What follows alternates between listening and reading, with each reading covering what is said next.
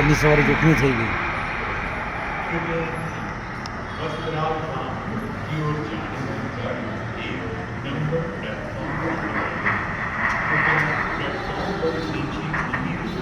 પૂરાઈ ગયા હોંगे कोई.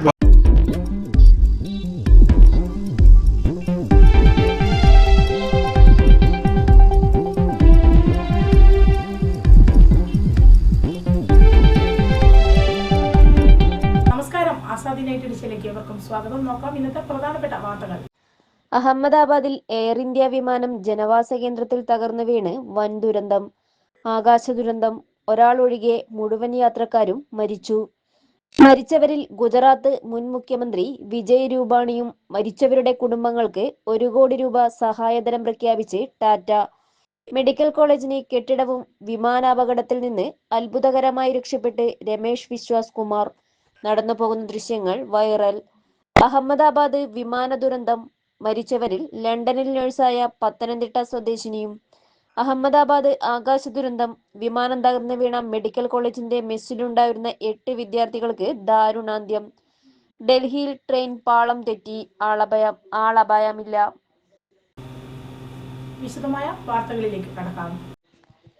ഗുജറാത്തിലെ അഹമ്മദാബാദ് സർദാർ വല്ലഭായ് പട്ടേൽ വിമാനത്താവളത്തിൽ നിന്നും ലണ്ടനിലേക്ക് പുറപ്പെട്ട എയർ ഇന്ത്യയുടെ AI-171 വിമാനം പറന്നുയർന്ന ഉടൻ തകർന്നു വീണു. ബോയിംഗ് 787-8 ഡ്രീം ലൈനർ വിഭാഗത്തിൽപ്പെട്ട വിമാനത്തിൽ 230 യാത്രക്കാരും 12 ജീവനക്കാരുമായി 242 യാത്രക്കാരുണ്ടായിരുന്നു. പറന്നുയർന്ന് ഉടൻ താഴേക്ക് പറന്ന വിമാനം വിമാനത്താവളത്തിന് അടുത്തുള്ള മേഘാനി നഗറിലെ ജനവാസ മേഖലയിലാണ് തകർന്നു വീണത്. ഉച്ചയ്ക്ക് 1:39 വിമാനം അഹമ്മദാബാദിൽ നിന്ന് ടേക്ക് ഓഫ് ചെയ്തത്. വിമാനം ടേക്ക് ഓഫ് ചെയ്ത ഉടൻ പൈലറ്റ് മെയ്ഡേ അപായ സിഗ്നൽ എയർ ട്രാഫിക് കൺട്രോളിന് കൈമാറിയതായാണ് വിവരം. പിന്നീട് വിമാനവുമായി ആശയവിനിമയം നഷ്ടപ്പെട്ടതായും ATC അറിയിച്ചു. ഇന്ത്യ കണ്ട ഏറ്റവും വലിയ ആകാശ ദുരന്തങ്ങളിലൊന്നായി അഹമ്മദാബാദ് വിമാനാപകടം. വിമാനത്തിൽ ഉണ്ടായിരുന്ന ഗുജറാത്ത് മുൻ മുഖ്യമന്ത്രി വിജയ് രൂപാണി അടക്കം 242 യാത്രക്കാരും മരിച്ചതായി ഗുജറാത്ത് പോലീസ് സ്ഥിരീകരിച്ചു. മേഘാനി നഗറിന് സമീപം പറന്നുയർന്ന് അല്പസമയത്തിനുള്ളിലാണ് ജനവാസ മേഖലയിൽ വിമാനം തകർന്നു വീണത്. ഉച്ചയ്ക്ക് 1:30 അപകടം നടന്നത്. ലണ്ടനിലേക്ക് പറന്ന എയർ ഇന്ത്യയുടെ ബോയിംഗ് 787-8 ഡ്രീം ലൈനർ വിമാനത്തിൽ 230 യാത്രക്കാരും 12 ജീവനക്കാരുമാണ് ഉണ്ടായിരുന്നത്. 169 ഇന്ത്യക്കാർക്ക് പുറമെ 52 ബ്രിട്ടീഷ് പൗരന്മാരും 7 പോർച്ചുഗീസ് പൗരന്മാരും 1 കനേഡിയൻ പൗരനുമായിരുന്നു വിമാനത്തിൽ ഉണ്ടായിരുന്നത്. 2 നവജാത ശിശുക്കൾ ഉൾപ്പെടെ 11 കുട്ടികളും അപകടത്തിൽ മരിച്ചു. അഹമ്മദാബാദിലെ BJ മെഡിക്കൽ കോളേജിന്റെ മെസ്സിന് മുകളിലേക്കാണ് വിമാനം തകർന്നു വീണത്. ഉച്ചഭക്ഷണ സമയമായിരുന്നതിനാൽ ഡോക്ടർമാർ അടക്കം നിരവധി പേർ ഇവിടെ ഉണ്ടായിരുന്നു. ഇവിടെ 8 മെഡിക്കൽ വിദ്യാർത്ഥികൾക്കും ദാരുണാന്ത്യം സംഭവിച്ചു. അപകടം നടന്ന മേഖലയിൽ 50 പേർക്ക് പരിക്കേറ്റിട്ടുണ്ടെന്നാണ് വിവരം.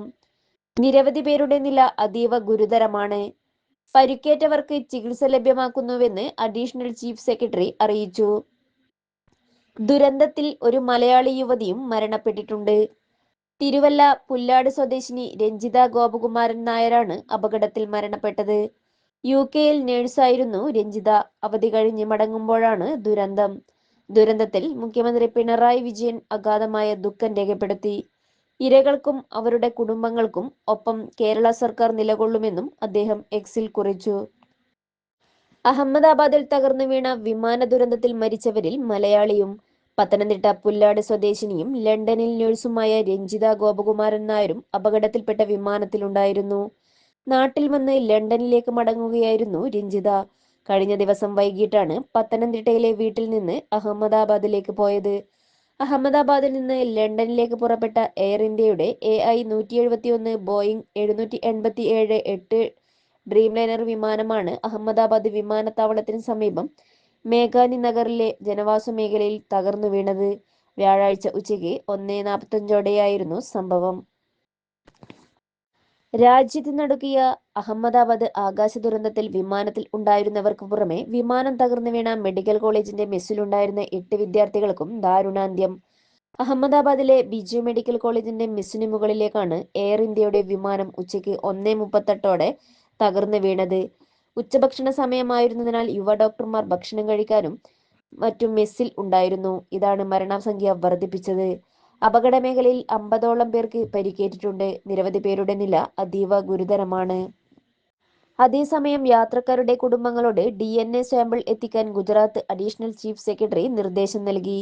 വിമാനം കത്തി അഗ്നിഗോളമായി മാറിയതിനാൽ മൃതദേഹങ്ങൾ പലതും കത്തിക്കരിഞ്ഞ നിലയിലാണ്. മരിച്ചവരിൽ ഗുജറാത്ത് മുൻ മുഖ്യമന്ത്രി വിജയ് രൂപാണിയുമുണ്ട്. മകളെ കാണാൻ ലണ്ടനിലേക്ക് പോയതായിരുന്നു വിജയ് രൂപാണി. 2016 മുതൽ 2021 വരെ ഗുജറാത്ത് മുഖ്യമന്ത്രിയായിരുന്നു. അപകടത്തെ തുടർന്ന് ആഭ്യന്തരമന്ത്രി അമിത് ഷാ അഹമ്മദാബാദിലേക്ക് പുറപ്പെട്ടിട്ടുണ്ട്. കേന്ദ്ര വ്യോമയാന മന്ത്രി റാം മോഹൻ നായിഡു സംഭവസ്ഥലത്ത് എത്തിയിട്ടുണ്ട്. വിമാന ദുരന്തത്തിൽപ്പെട്ടവരുടെ കുടുംബാംഗങ്ങൾക്ക് നഷ്ടപരിഹാരം പ്രഖ്യാപിച്ച് ടാറ്റ ഗ്രൂപ്പ്. മരിച്ചവരുടെ കുടുംബാംഗങ്ങൾക്ക് 1 കോടി രൂപ വീതമാണ് പ്രഖ്യാപിച്ചത്. പരിക്കേറ്റവരുടെ ചികിത്സാ ചെലവുകൾ വഹിക്കുമെന്നും Tata group chairman N Chandrasekaran പറഞ്ഞു. വിമാനം ഇടിച്ചു തകർന്ന മെഡിക്കൽ കോളേജിന് കെട്ടിടം നിർമ്മിച്ചു നൽകുമെന്നും കമ്പനി അറിയിച്ചു. വിമാനത്തിലുണ്ടായിരുന്ന 242 പേരിൽ ഒരാൾ മാത്രമാണ് രക്ഷപ്പെട്ടതെന്നാണ് പുറത്തുവരുന്ന റിപ്പോർട്ട്. വിമാനാപകടം ഞെട്ടിക്കുന്നതും ഹൃദയഭേദകവുമെന്ന് പ്രധാനമന്ത്രി നരേന്ദ്രമോദി പറഞ്ഞു. ദുഃഖകരമായ ഈ സമയത്ത് തന്റെ ചിന്തകൾ ദുരന്തം ബാധിച്ച എല്ലാവരോടൊപ്പമാണെന്നും മോദി പറഞ്ഞു. സംഭവത്തിൽ അതിയായ ദുഃഖമുണ്ടെന്നും വിവരണാതീതമായ ദുഃഖത്തിന്റെ ഈ മണിക്കൂറിൽ രാഷ്ട്രം അവർക്കൊപ്പം നിൽക്കുന്നുവെന്നും രാഷ്ട്രപതി ദ്രൗപദി മുർമുവും എക്സിൽ പ്രതികരിച്ചു. അഹമ്മദാബാദിൽ നിന്ന് ലണ്ടനിലേക്ക് പുറപ്പെട്ട എയർ ഇന്ത്യയുടെ AI-171 വിമാനമാണ് പറന്നുയർന്ന ഉടൻ തകർന്നു വീണത്.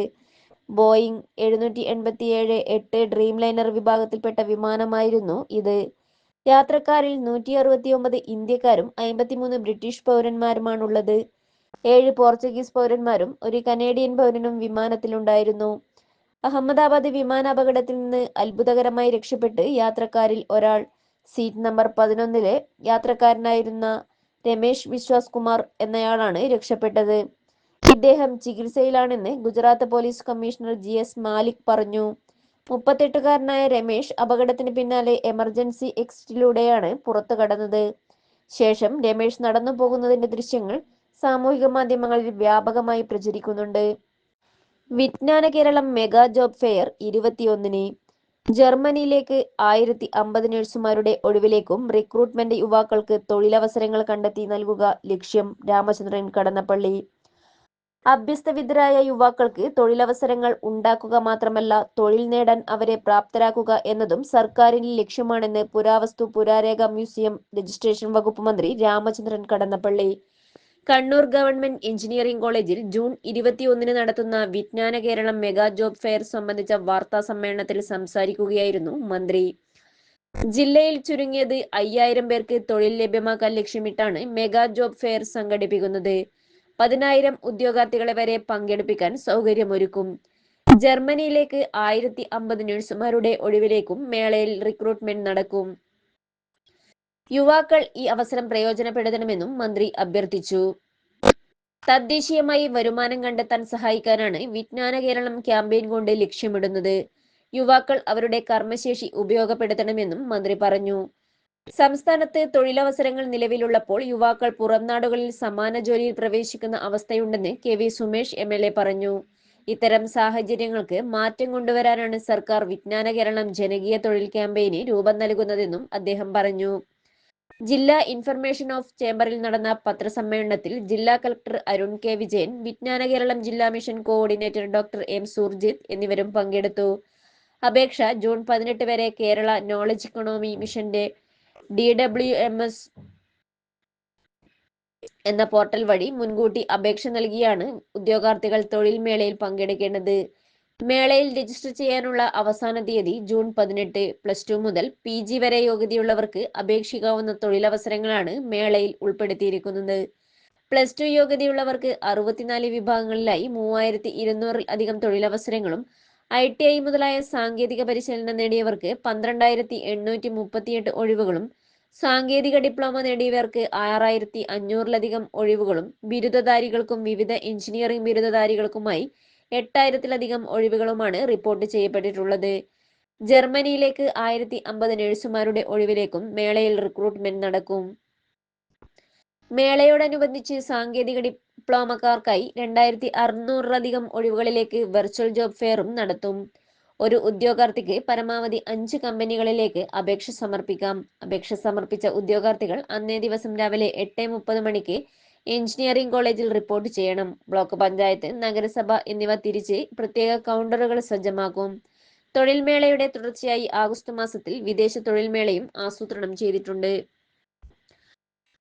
ആകർഷണീയമായ വേതനം, ഉദ്യോഗാർത്ഥികളുടെ വിദ്യാഭ്യാസ യോഗ്യത അനുസരിച്ച് 10,000 മുതൽ 3,50,000 രൂപ വരെയുള്ള വേതനം വിജ്ഞാന കേരളം ജോബ് ഫെയർ ഉറപ്പാക്കുന്നുണ്ട്. 10,000 രൂപയിൽ താഴെ വേതനമുള്ള 30 ഒഴിവുകൾ. 10,000-15,000 രൂപ ശമ്പളത്തിൽ 2,215 ഒഴിവുകൾ. 15,000 മുതൽ 25,000 ശമ്പള സ്കെയിലിൽ 27,030 ഒഴിവുകൾ. 25,000-40,000 രൂപ നിരക്കിൽ 300-ലധികം ഒഴിവുകൾ ഉണ്ടായിരിക്കും. 40,000 1 ലക്ഷം രൂപ വേതന നിരക്കിൽ 2 ഒഴിവുകൾ. 1 ലക്ഷം മുതൽ 1,75,000 രൂപ വേതനത്തിൽ 1,050 ഒഴിവുകൾ. 2,50,000 മുതൽ 3,50,000 രൂപ ശമ്പള സ്കെയിലിൽ 350 ഒഴിവുകളാണുള്ളത്. 10ാം ക്ലാസ്, +2, VHSC, വിവിധ ഡിപ്ലോമകൾ, ITI ബിരുദം, ബിരുദാനന്തര ബിരുദം തുടങ്ങി വിവിധ വിദ്യാഭ്യാസ യോഗ്യതകൾ ഉള്ളവർക്ക് അപേക്ഷ നൽകാം. പ്രാദേശിക തൊഴിൽ ലഭ്യമാക്കും. മെഗാ ജോബ് ഫെയറിന്റെ അനുബന്ധമായി DWMS പോർട്ടലിന് പുറത്തുള്ള തൊഴിലന്വേഷകർക്ക് പ്രാദേശിക തൊഴിൽ ലഭ്യമാക്കാനുള്ള പദ്ധതിയും വിജ്ഞാന കണ്ണൂർ ആസൂത്രണം ചെയ്തിട്ടുണ്ട്. ഇതിലേക്ക് 50-ലധികം കമ്പനികൾ 5,000-ലധികം തൊഴിലവസരങ്ങൾ റിപ്പോർട്ട് ചെയ്തിട്ടുണ്ട്. ആവശ്യമായ തൊഴിലന്വേഷകരെ കണ്ടെത്താനുള്ള പ്രവർത്തനം കുടുംബശ്രീ യൂണിറ്റുകൾ വഴിയാണ് നടത്തുന്നത്. ജൂലൈ, ആഗസ്റ്റ് മാസത്തിൽ ചുരുങ്ങിയത് 10,000 പ്രാദേശിക തൊഴിലുകൾ കണ്ടെത്താനാകും. ജില്ലയുടെ ചുമതലയുള്ള മന്ത്രി രാമചന്ദ്രൻ കടന്നപ്പള്ളി അധ്യക്ഷനായുള്ള ജില്ലാ വിജ്ഞാന കൗൺസിൽ ജില്ലയിലെ വിജ്ഞാന കേരളം ജനകീയ ക്യാമ്പയിന് നേതൃത്വം നൽകും. MV ഗോവിന്ദൻ മാസ്റ്റർ MLA ചെയർമാനായുള്ള സംഘാടക സമിതിയാണ് ജില്ലാതല മേഗ് ജോബ് ഫെയറിന്റെ സംഘടനാ ചുമതല നിർവഹിക്കുന്നത്. ഡൽഹിയിൽ ട്രെയിൻ പാളം തെറ്റി. ശിവാജി പാലത്തിന് സമീപം വ്യാഴാഴ്ച ഉച്ചയ്ക്കാണ് ട്രെയിനിന്റെ ഒരു കോച്ച് പാളം തെറ്റിയത്. സംഭവത്തിൽ ആളപായമൊന്നും റിപ്പോർട്ട് ചെയ്തിട്ടില്ല. ഗാസിയാബാദിൽ നിന്ന് നിസാമുദ്ദീൻ റെയിൽവേ സ്റ്റേഷനിലേക്ക് പോവുകയായിരുന്നു ഇലക്ട്രിക് മൾട്ടിപ്പിൾ യൂണിറ്റ് ട്രെയിൻ. വൈകുന്നേരം 4:10ഓടെയാണ് പാളം തെറ്റിയത്. ഇതോടെ ഇന്നത്തെ ആസാദി വാർത്തകൾ ഇവിടെ സമാപിക്കുകയാണ്. അടുത്ത വാർത്ത ബുള്ളറ്റിൻ നാളെ രാത്രി. നാളെ വീണ്ടും കാണാം. നന്ദി, നമസ്കാരം.